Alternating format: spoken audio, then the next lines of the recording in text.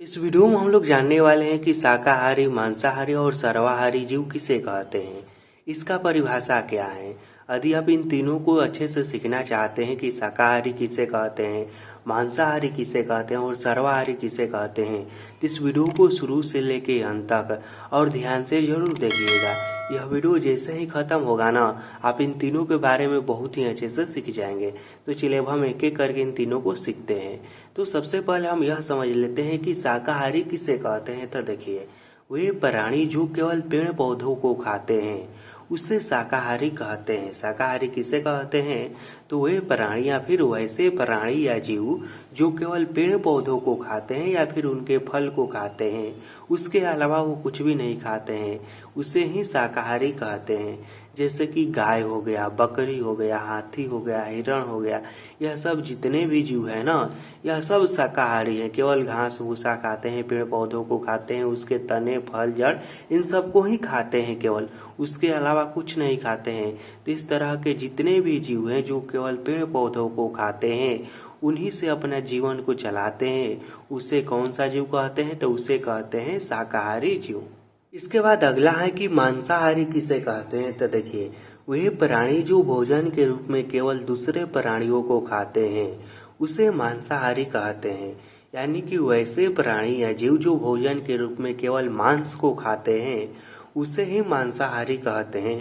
अब मांस को खाने वाला जीव कौन सा हो गया? तो देखिए, मांस को खाने वाला जीव हो गया शेर हो गया। अब शेर जो ऐसा प्राणी है जो केवल मांस ही खाता है, इसके अलावा कुछ नहीं खाता है। शेर हो गया, बाघ हो गया, सांप हो गया, मेढक हो गया, इस तरह से और भी बहुत सारा जीव हैं जो केवल मांस खाते हैं। तो इस तरह से जितने भी जीव हैं जो केवल मांस को खाते हैं उसे क्या कहते हैं? तो उसे कहते हैं मांसाहारी जीव। तीसरा है कि सर्वाहारी किसे कहते हैं।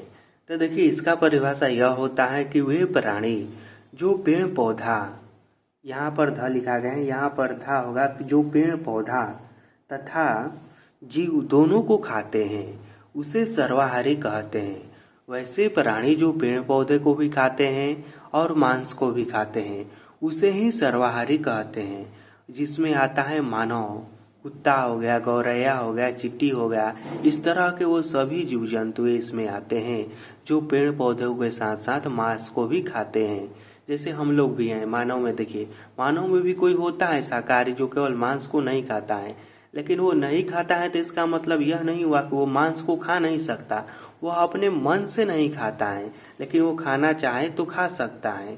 तो इस तरह के जितने भी जीव हैं ना जो मांस को भी खा सकते हैं और पेड़ पौधों को भी खा सकते हैं, उसे क्या कहेंगे? तो उसे हम कहेंगे सर्वाहारी। देखिए, सर्वाहारी का मतलब ही होता है कि जो सब कुछ खाता है। तो जो जीव सब कुछ खाता है, मांस भी खाता है, पेड़ पौधों को भी खाता है, फल फूल सब कुछ खाता है, उसे क्या कहते हैं? तो उसे कहते हैं सर्वाहारी जीव या सर्वाहारी प्राणी। ठीक।